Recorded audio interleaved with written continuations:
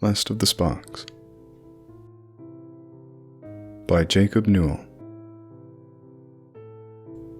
Back in the February of 2008, I decided I needed a change in my monotonous life.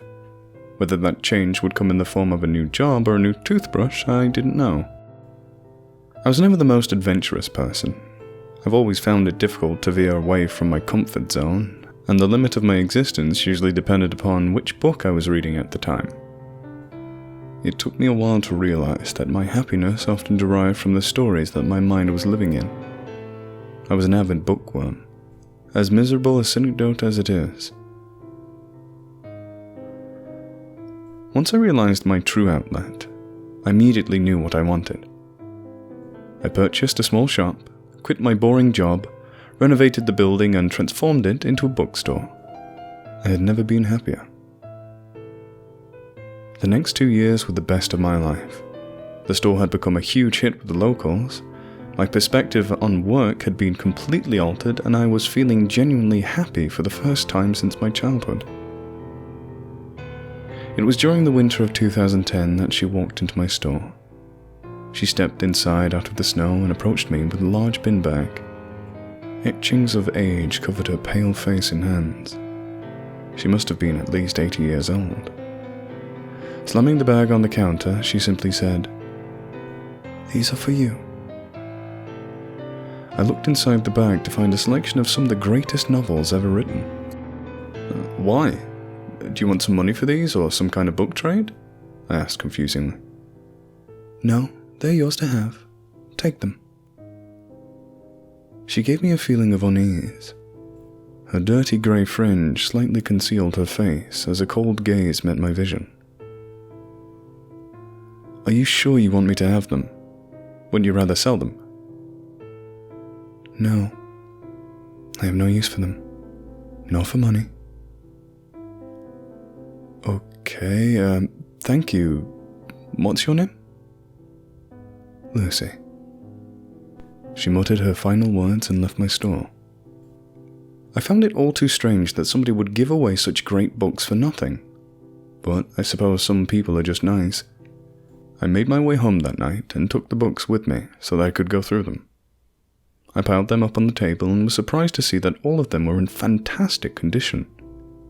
A couple of them seemed to be first editions, and others were versions that I'd never even seen before.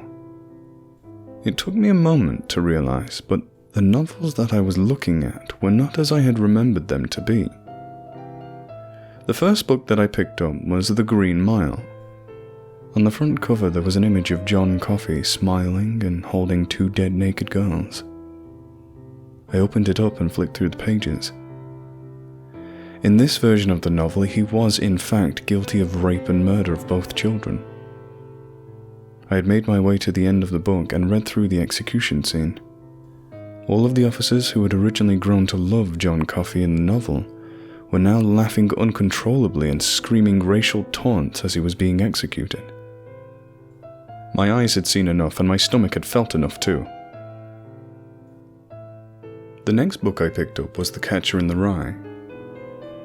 The artwork upon the front page seemed to be of a dead body, splattered on the street, drawn from an aerial view. I flicked through the book until I reached chapter 14.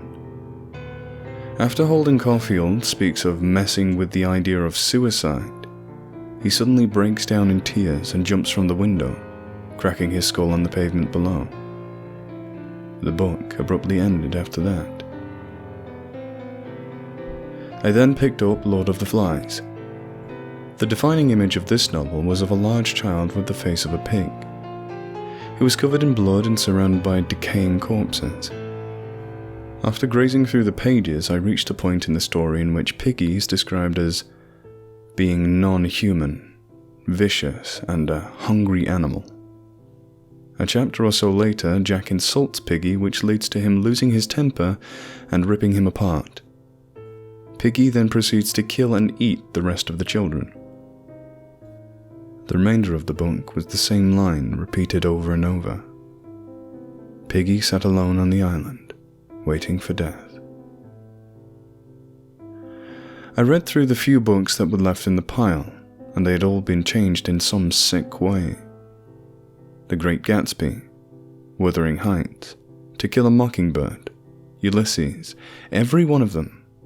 Just as I reached the bottom of the pile, I noticed that the final book was one that I had never even heard of before. It was called Last of the Sparks. I found this slightly unnerving, as I immediately paired it with my name, Aaron Sparks. Still, it was just a book. The front cover of the book was of 6 gravestones with words too small to read etched into granite. I looked up into the top corner of the book and noticed that there was a sell-by date on it. The 6th of the 4th, 2013. I nervously opened it up to the beginning of the story. Chapter 1. Alice Sparks. My stomach dropped as I read my mother's name upon the page. I felt dizzy and confused as I anxiously made my way through the chapter. It seemed to detail a regular day in the life of the character, until I reached the last page. Alice was crossing over the road when the heel of her shoe broke, causing her to fall. She didn't get to her feet fast enough and a speeding driver struck her, puncturing both of her lungs. I felt sick to my stomach. I put the book down and got straight into bed, hoping for some sleep. I lay awake all night. Countless questions ran through my mind. The only thought that managed to put me to sleep was, it's just a book. The next morning when I got into work, I was feeling worse for wear. It wasn't until around lunchtime that I began to perk up again and regain a bit of energy. Then the phone rang. I answered the call to my father crying on the other end. I immediately knew what had happened. I closed the shop and ran to the hospital, but it was already too late. She was gone. Hit by a speeding driver, they said. I spent the next couple of weeks helping take care of my dad. Me, my brother and sisters stayed with him in turns and looked after him. We all looked after each other. It wasn't until a few months later that I picked up The Last of the Sparks. It had just scared me so much the last time. I opened it up to page 37, and there it was. Chapter 2. Patrick Sparks. The story was more of the same, a day in the life. Right up until the part in which he shot himself in the kitchen whilst being on the phone to his son. I ran to the phone to speak to him, comfort him, but then I realized what I may be doing. The phone picked up, and at the other end, before I could say a word, he was gone. I got my black suit and tie out once more and repeated the same process for another parent. It ruined us all. After the funeral, I refused to touch the book. What if I had been causing these deaths by reading it? I couldn't go through it all again. But on Christmas Eve of 2011, I got a phone call from my brother's wife. He had died almost instantly. I threw the phone at the wall and began to sob into my sleeve. Anger took the pain away for a moment as I picked the book up to read chapter 3. It was exactly as Heather had described. I fell asleep and woke up the next day with the book still on my lap. I decided to check who was going to go next out of me and my sisters, and hopefully warn them or myself in some way. I turned the next page. Chapter 4. Mary and Sarah Sparks. I rushed through the story as fast as I could until I reached the end. Both of my sisters and their partners would drown in a lake after colliding with another car on a one-way bridge.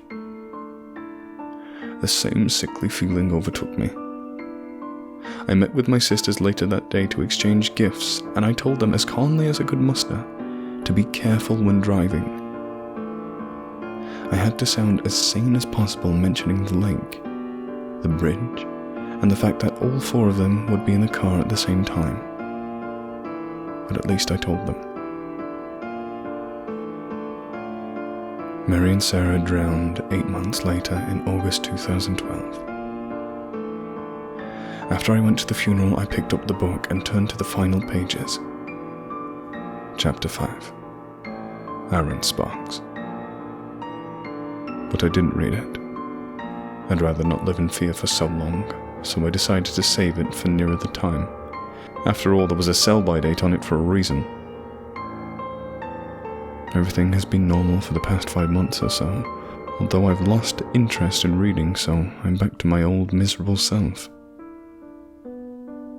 I questioned myself every day as to why she was doing this to me. But it didn't matter. It was all going to be over soon anyway. I've just finished reading the final chapter. It's the 6th of the 4th, 2013, and I'm sitting in my basement, waiting for her to arrive. That's the way the ending goes. Or so I've read.